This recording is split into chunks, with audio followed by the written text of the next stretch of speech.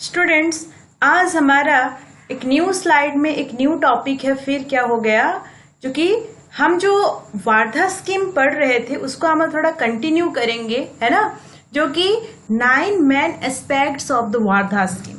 Okay, so let's see what are the main 9 aspect of the Wardha scheme, है ना। What are the main 9 aspect of the Wardha scheme.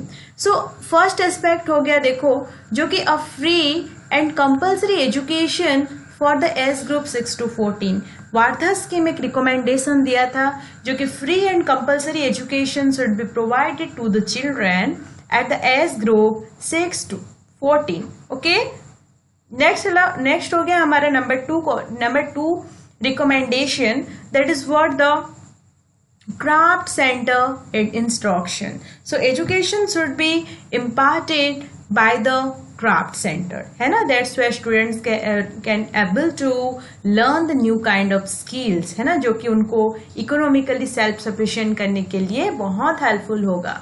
तो हम देखते हैं third number recommendation क्या था उनका, कि mother tongue is the medium of instructions. वो बोले थे अगर हम बच्चों को इंस्ट्रक्शन देंगे तो वो लैंग्वेज होना चाहिए mother tongue, because mother tongue is the one of the effective and efficient medium of instruction that so that students can understand the things in a better manner. Okay, next है हमारा number 4, teaching of crafts in a way that it might enable the school to meet the cost of the education, है ना। teaching of crafts, बच्चों को जो crafts education दो, that's why school क्या करेगा, enable the school to meet the cost of the education. जब बच्चे क्या करेंगे, क्राफ्ट सीखेंगे, हैंड क्राफ्ट्स, वेविंग, क्राफ्टिंग, है ना, देन द स्विंग, देन हमारा स्विंगिंग जो होता है, so many crafts education are there, then the weaving, है ना, so that students can able to earn some money, जो कि स्टूडेंट्स को कुछ मनी अर्न करने में हेल्प करेगा, जो कि स्कूल को भी क्या होगा, थोड़ा बेनिफिटेड होगा। जब स्कूल का क्राफ्ट जब मार्केट में बेचा जाएगा, जो इनकम होगा तो स्कूल को थोड़ा हेल्प करेगा। तो ये उनका एक एम था जो कि क्राफ्ट सेंटर्ड एजुकेशन में वो बोले थे। Then emphasis on manual work, है ना, बच्चों का जो हमारा ह्यूमन वर्क को हमें एम्फासिस देनी चाहिए, मैनुअल वर्क, कि मैन खुद काम करे, learning by doing, learning by working, learning by living. Okay, then number 6 हो गया को education up to 5th class, मतलब 5th क्लास तक क्या हुआ जाए, को एजुकेशन दो। लेकिन अभी तो को education is in every field, है ना। 5 क्लास तक को एजुकेशन दो, मतलब education, co education means what, students both male and female, both boys and girls, है ना। सो नेक्स्ट नंबर 7 हो गया, education to be closely related to social physical environment of the child, and that is toward his home, his place, craft, industries, occupations followed in his neighborhood. Okay, so education to be closely related to the social physical environment, हमें according to the environmental conditions, according to the social cultural conditions of the students, हमें उनका condition को देख के हमें education provide करनी चाहिए, है ना।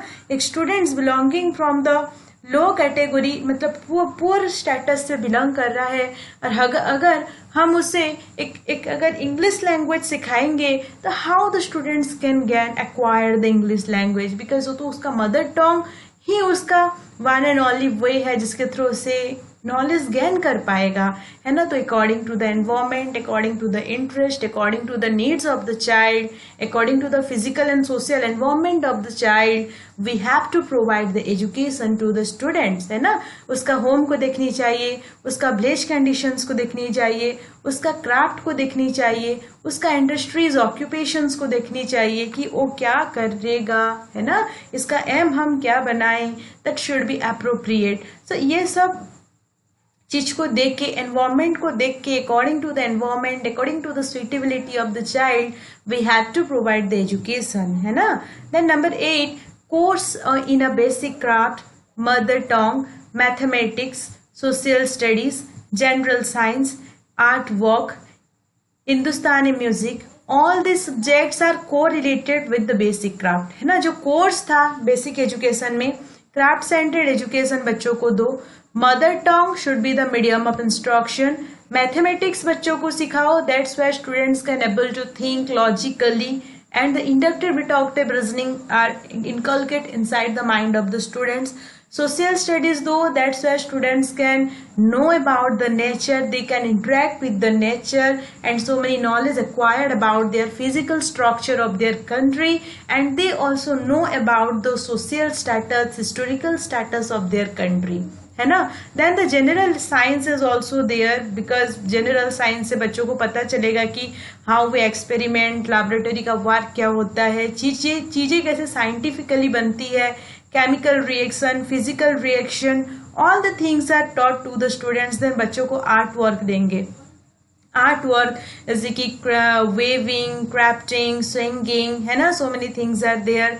हिंदुस्तानी म्यूजिक, जो हमारा हिंदुस्तानी म्यूजिक है, ट्रेडिशनल म्यूजिक सिस्टम है, उस म्यूजिक स्टेट सिस्टम, ये सब क्या होनी चाहिए, all these are subjects are correlated with basic crafts. ये सब क्राफ्ट सेंटर एजुकेशन में those are the subjects are integrated part in the curriculum in what the craft center education. Number 9, little importance to be attached to the examination and the textbook. थोड़ा सा little मतलब ये bookish knowledge को थोड़ा सा follow करता था। little importance to be attached, exam evaluation system को ज्यादा थोड़ा इम्फासिस दे रहे थे, बिकॉज इवेल्युएशन जब हम नहीं करेंगे, जानेंगे कैसे कि how our students are developed, how the students are understand the thing, how they apply their knowledge in the practical field. So to examine the students we have to assess our child, है ना।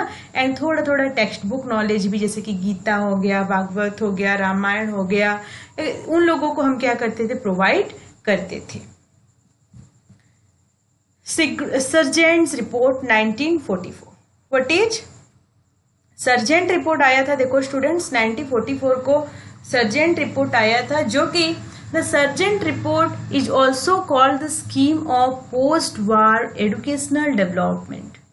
ये post वार educational development का report है, जो कि एम्फासिस कर रहा है pre primary education for 3 to 6 years age group. जो कि अभी देखो सब लोग यूनिवर्सिटीज को इम्फेसिस दिए, हायर एजुकेशन को इम्पोर्टेंस दिए, प्राइमरी को इम्पोर्टेंस दिए, सेकेंडरी को इम्पोर्टेंस दिए, है ना, लेकिन प्री प्राइमरी एजुकेशन को, मतलब बिफोर प्राइमरी एजुकेशन को अभी हमारा इम्पोर्टेंस, मैंने इम्पोर्टेंट प्लेस में रखा है कौन, Sargent's report in the year 1944 में। अभी बात किया है हमारा pre primary education, anganwadi, balwadi, KGs, okay, kindergarten, school, अभी बात कर रहे हैं। तो प्री प्राइमरी एजुकेशन बच्चों को दो up to the age group 3 to 6। Then यहाँ बोला गया है free universal and compulsory elementary education for 6 to 11 years। Free education, universal education, compulsory education, वो भी एलिमेंट्री लेवल में दो बच्चों को 6 to 11 years तक, है ना। Then the higher education between the age group of 11 to 17 years, बच्चों को हायर एजुकेशन भी दो between the age group 11 to 17। Then universities course should be what, the 3 years course should be there, है ना, जो कि after the higher secondary education, मतलब 12th के बाद हम क्या करेंगे, 3 years का डिग्री कोर्स लेंगे, जो कि हम अभी ग्रेजुएशन बोल रहे हैं, that is UG, under graduation. Then it recommended the setting of the university. हमारे जो सर्जेंट रिपोर्ट है ये यूनिवर्सिटी बनाने के लिए भी बहुत मतलब रिकमेंड किए थे, and the scheme of what, the grant commission UGC, जो कि हम बोल रहे हैं यूनिवर्सिटी ग्रांट कमीशन, ये university scheme of grant commission जो कि यूजीसी कहलाता है। ये सर्जेंट रिपोर्ट क्या किया था, ये रिकमेंड किया था कि यूजीसी बनाओ, यूनिवर्सिटी ग्रांट कमीशन बनाओ, जो कि ये ग्रांट प्रोवाइड करेगा to the colleges and to the university. That's why universities and the colleges are benefited and improve their education system according to the needs and interest of the society. Then हम देखो students, अभी हम जितना भी पढ़े हम pre independence पढ़ रहे थे, मतलब इंडिपेंडेंस का आगे वाला बात है ना। 47 का आगे वाला जितने भी बिफोर इंडिपेंडेंस जितने भी कमिटी कमीशन हमारे ब्रिटिशर्स लाए थे for the development of education, we already covered that part, है ना. And now our committee commissions on the post independence, जो कि 1947 का आफ्टर वाला है ना. So let's see what are the commission and committees okay comes in post independence India. देखो students, पहला जो हमारा कमिटी कमीशन है, फर्स्ट हमारा कमीशन आया था, that is Radhakrishnan commission. The name is what? Radha Krishnan commission in the year 1948-49. ये हमारा फर्स्ट आफ्टर इंडिपेंडेंस है ना. तो it is very much important in your examination point of view. Let's start. It is also known as the University Education Commission. Okay. So question आ सकता है, which commission is also called the University Education Commission? Then your answer is what? Radha Krishnan Commission, जो कि which are the first post-independent education commission. So it suggested the integration of secondary education and the higher education by setting of UGC.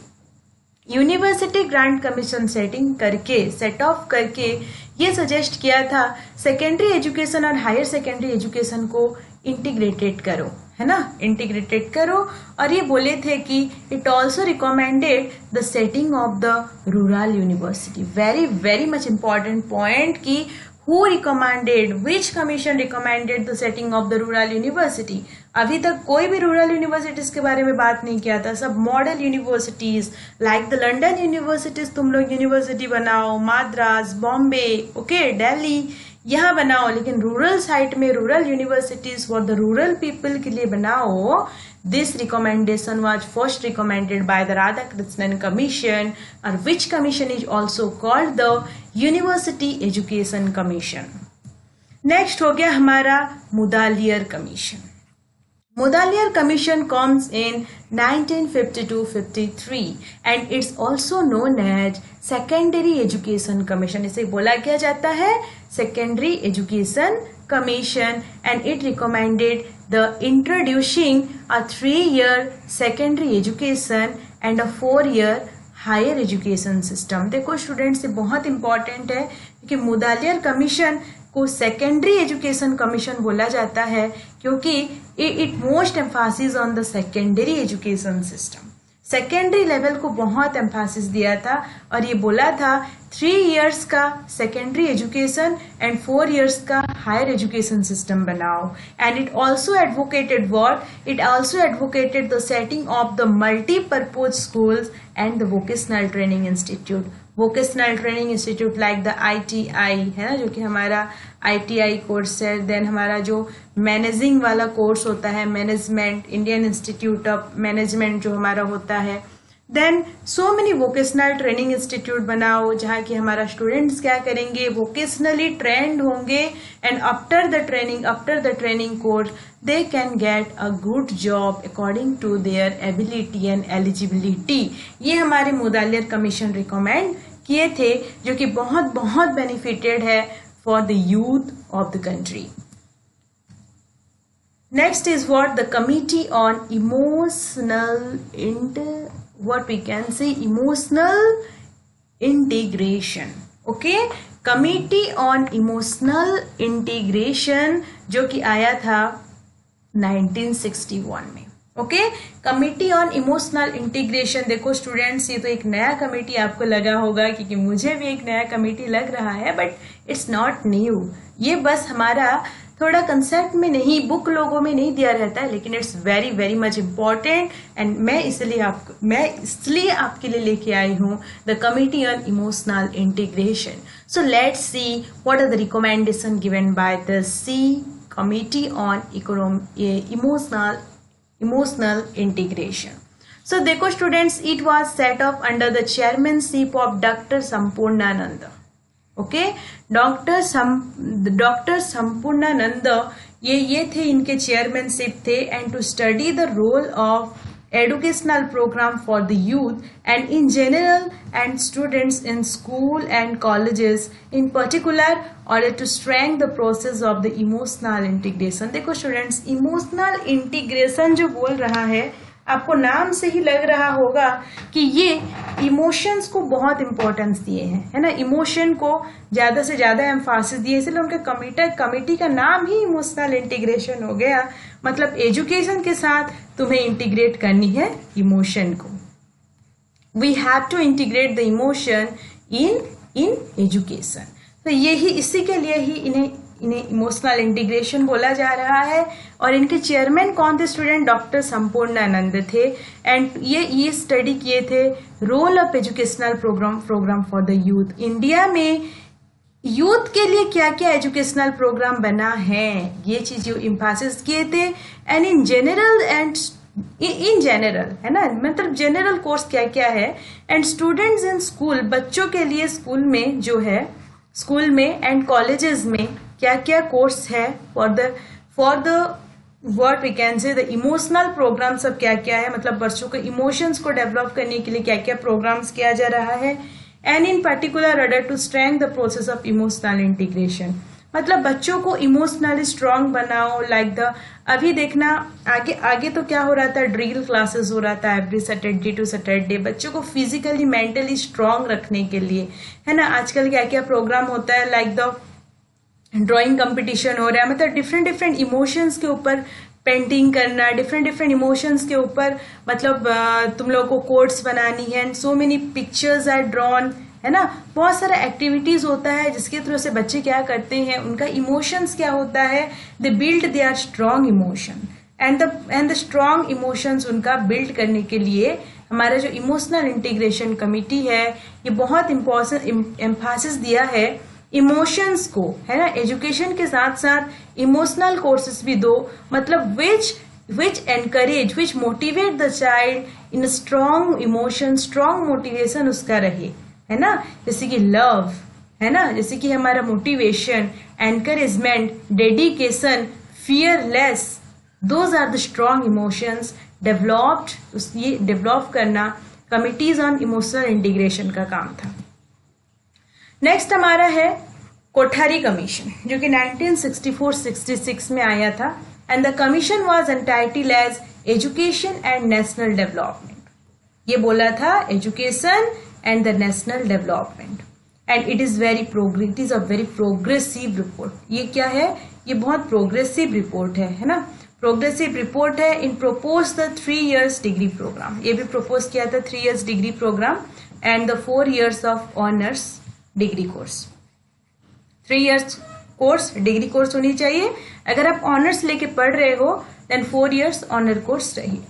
Then ये बोले थे establishment of Indian education service. Indian education service का establishment करो to improve the quality of Indian higher education with Mphasis on quality. Establishment of Indian education service, जो कि हमारा Indian education service का establishment first recommended by Kothari commission. And what's the reason behind the Indian education system? ये इसलिए improve, मतलब establish करना चाहते थे कि इनका मेन एम था quality in higher education system, मतलब हायर एजुकेशन में क्वालिटी कैसे हम लाएं, because quality education is much more important than the quantity education. So quality education should be emphasised by Kothari commission in the year 1964-66। Next है हमारा Kothari commission recommended 6% of the national income and should be spend on education. मतलब हमारा जितना भी आ रहा है, national income हमारा जितना भी है, उसमें से कोठारी कमीशन बोला है कि तुम लोगों को, गवर्नमेंट को बोला है कि ओनली 6% ही तुम्हें, मतलब 6% तुम्हारा टोटल नेशनल इनकम से 6% you have to spend 6% what on education. Education के लिए तुम्हें 6% स्पेंड करनी होगी स्टूडेंट्स। लेकिन अभी तक क्या हुआ है, अनफॉर्चुनेटली ये 6% अभी तक भी, ये एनईपी जो न्यू एजुकेशन पॉलिसी आया है वो भी 6% बोला है। तो जस्ट थिंक, वो 6% 1964 से 2020 तक चला आ रहा है, बट अभी तक 6% फुलफिल नहीं हुआ है. So think how the grant should be provided our government for education, है ना. कितना पुअर ग्रांट प्रोवाइड कर रहा है हमारे एजुकेशन को. That's why our education system is gradually downwards and downwards and downwards.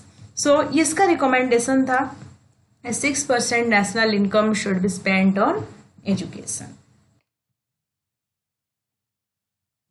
Then Kothari commission का मेजर रिकमेंडेशन क्या क्या था.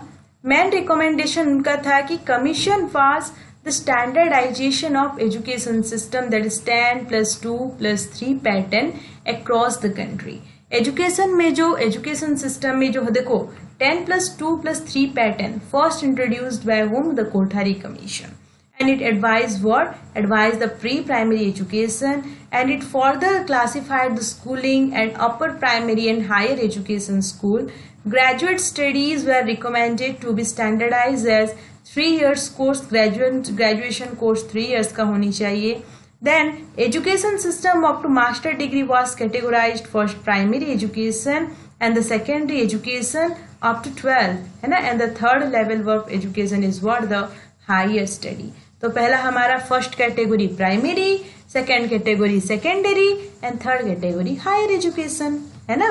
नेक्स्ट हम ये बोले थे कि free and compulsory education, status and pay scale revision of teachers, equalization of opportunities and science education should be provided to the children. तो एजुकेशन कैसा होनी चाहिए? Free and compulsory education, status और पे स्केल के revision, मतलब teacher को हमेशा teacher का जो स्टेटस है, टीचर का जो पेमेंट है उस हमेशा रिस्पेक्टेड स्टेटस होनी चाहिए. Payment should be qualitative payment, मतलब अच्छा पेमेंट टीचर्स को दो. That's why teachers are also motivated towards the teaching. Equalization of opportunity, है ना, जो कि सबको इक्वलाइज अपॉर्चुनिटीज प्रोवाइड करो. That's why all are eligible and all are worth the encourage and motivated towards the participation. सबको equal feel हो, and education, science education also imparted to the children. So students, आज हम हमारा video को यहाँ तक रखते हैं और मतलब आप कंटिन्यूटी रखो हमारा चैनल में, क्योंकि कंटिन्यूसली मैं आपके लिए वीडियो अपलोड कर रही हूँ 1 by 1. And so B continue, है ना. कंटिन्यूटी रखनी है, कंसिस्टेंटली पढ़नी है और हमारा प्रीवियस वीडियोस को देखा करो. प्रेजेंट वीडियोस भी बहुत हेल्पफुल है और आने वाला upcoming video is also very very very much important for your TET examinations point of view, all kind of TETs. Okay, so thank you for listening me students. Thank you very much and we continue for our next videos.